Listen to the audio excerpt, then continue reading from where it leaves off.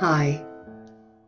Prioritizing our health, including mental health, can be hard when we're used to having our health take care of itself. If we're an accountable, responsible kind of person, we can tell ourselves we can do this on our own. How hard can it be? There can also be stigma, being in a community or culture where we don't talk about mental health issues, or what happens behind closed doors is nobody's business but your own. Or risk, in homes where there's a controlling or difficult person, or it's that person that's the problem. We can convince ourselves it's too risky to venture outside our own coping mechanisms. We might also have some weird ideas about what mental health support is like, from stories we've heard or movies we've seen. It takes big reserves of courage to talk with someone about our mental health. We need to build trust with that person, resonate on the same wavelength, and allow for the fact that understanding another person's complex situation takes more than just a university degree. And to make matters even more complicated, there are different disciplines in the mental health space, with doctors, psychiatrists, and psychologists working inside the medical model, and counsellors working outside it.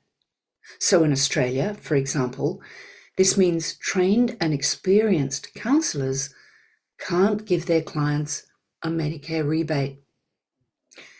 Counsellors should place your autonomy, your right to make your own decisions, decide what you talk about, express your own beliefs and opinions, right at the heart of the therapeutic relationship. Even then, there will be little bumps along the way. Whilst counsellors have expertise, they aren't the experts in your life. So they can only offer options for you to consider the best course of action. There's a proviso with that fact too. If you're in a serious crisis, like suicidal intentions or total collapse of your ability to function, counsellors might be more directive.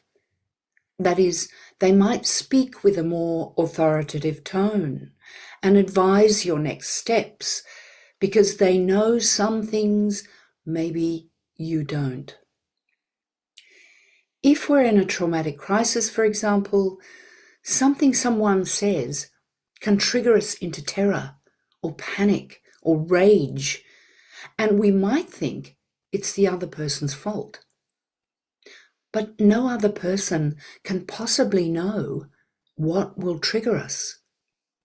Trauma triggers can be something we hear, smell, taste, touch, or perceive. Being in a traumatic crisis is like stumbling around in the dark with no light at the end of the tunnel. So we kind of have to trust someone, and that can feel really dangerous.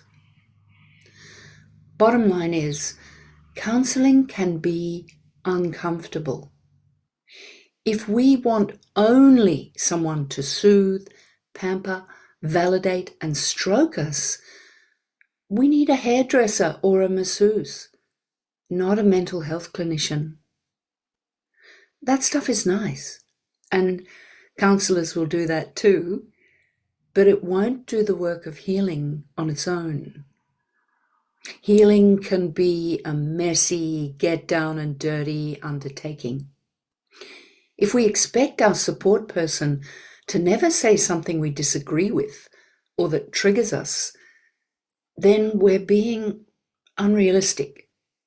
It's challenging.